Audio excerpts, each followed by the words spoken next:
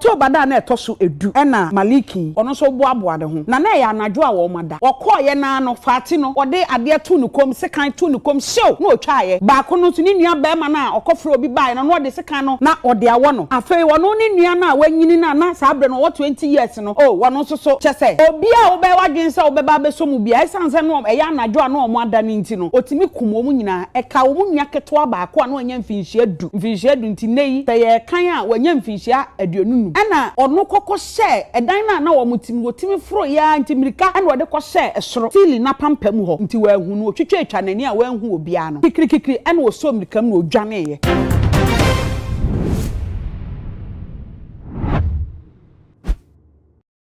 Abusia ewia simpen focus on kan se boni nsuma na ne bible kra kato go se ne otwese kan no obusu bo se kan na boni nso ebekum boni fo no enu bi na ato musa malika ene one aban ekoko ahye ne nkwa nyina ewa afiase ne nyina nam se enyambransen bi okodi ya otwese kan edikum abusua mu nipa miensa eje omo nkwa fire mu sem fise ne opese obey no abusua no ama ne kwan ama na anyinti ne ba ne tirima ne se mo ma me kwan e ma me nya dia ne wo se oje abusua ne nkwa edi firi ne sem edian na musa malik pese wo ye abusua na ma ne nkwan ya inti oje abusua ne nkwa a bayo akro wo 12 years eka ho oje omo nyina nkwa firi mu sem ya sasa nkyeremu no na me de ba besom aha aye too much g subscribe my page na mi adoma no so na be ya upload bia unsa ebetimi aka wa subscribe da so me da se na inshallah abusua se ko yense me kokofo dua high court na at court akwa asetena edi asem afa abrante bia ye friend say Musa Malik a one ne wofa asene na busua na ete na abrante ne wofa ase ba ko a edin e bae no eye Rama Fati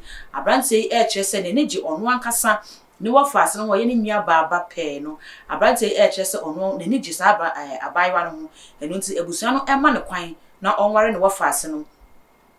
nchemu ne kra koso kyerese na abrante adi kan kra ahyase esoso abayo ne mu asoso bone a abayo no kyerese onpesa enu nti oba no bi a na opamo no na eno na Malik Musa yi ehu se dabi se nani amre busua no empene so ma onware ne wofase nti no oboa papa ekwan bi so suma akwala na ekofa antokwa bi ede bae anadwo a wo mada na busua Malik twese kan edi wura dem wo no nipa miensa a abayo ne ka ho oje omu nyina nkwa edi from osem court akwa asetena ewo kofodua ama na life imprisonment yanko ne ko senia asetena ne sikoi ye ni enche kofodua high court asem bi asi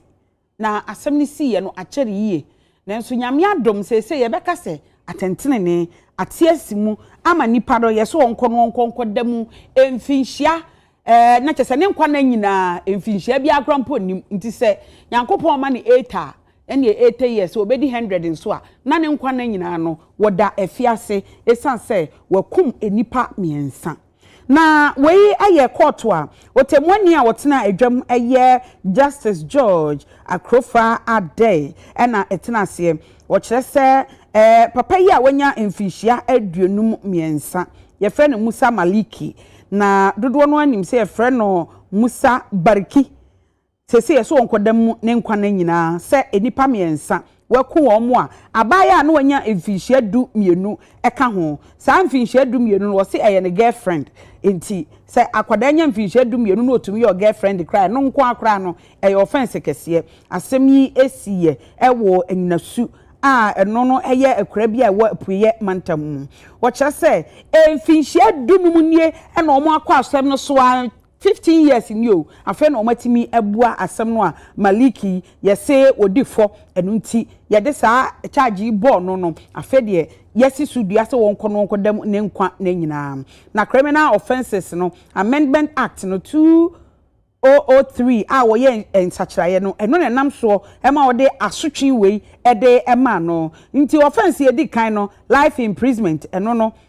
what the man count 1 afa life imprisonment will count 2 and a life imprisonment will count 3 nti nensam no abra wo mokeka kan nyina ba mu no eno no na chese life imprisonment de kwa de yeso wo kono asa bebi ewu a obekọ saa miensa ene no no de ababetu dwa na asem ni nyina akokopie mu se abaya wanya mfinhia dum yenu ni afre no Rama Fati mfinhia dum yenu oni ni nuanom eye Maliki ono anya 18 years ena eye Isifu Musa ono ewo 20 years na ne wofa ene papa yi a ye ka na sem saa bre no na ne wofa no wanya mfirihia aduasa enwotwe ono ene Musa Maliki ne nyina ne se Musa Maliki so opese oware ayi Rama Fati ne wofa ase no o eso so opese oware no na che saa so ne hyehyehye suma se osori a no ososo no mu otwetwetwe no na akoda yi se won pesa nti bra no a woyɛ saa nyina na akoda no pamoa na wo pempam no wo pam no da bia no wo pam no wo saa kwan no so dako na osuma Fati se eno kra no wo se 10th October 2009 ena abobese no nson anadwo ena osuma no se wonko no nkoto Milo emfamre no Milo no okoto ye no wokɔ no woni eye isifu Musa ene Fati Rama ene kɔ ya obokwa koto Milo no abram koto Milo no mo baaye no ena owo isifu Musa no opam no ena otwe eye Rama Fati ede ni share ne dem ho na ode ne share ne dem ho ne kitikiti no ene wo so Rama ni mu se de osi bo Rama bobɔ no ana isifu dirimi kako bo ni nua na mane ana ene omu nyina mema mro nipa mro wo mu de bo ani wo ho nti ye pitipiti abra wonum aye kitikiti na ye patapata ni nyina ewie ye no October da na etoso edu ena Maliki ono so boaboa de ho na ya anadwo a wo mada okọ ye na no Fati no ode ade to nukom sekan to nukom show na otwa ye ba ko no so ni nua ba ma na okofro obi bai no ode sekan no na ode awo no afei wono ni nua na wanyini na saa bre no 20 years no wono so chese obi a wo be wadwen se wo be ba be so mu bia esanse no eya anadwo a no omo ada ni nti no otimi kumo mu nyina eka wo mu nua keto ba ko a no anya mfinhia du nti nei se ye kan a wanya mfinhia aduonunum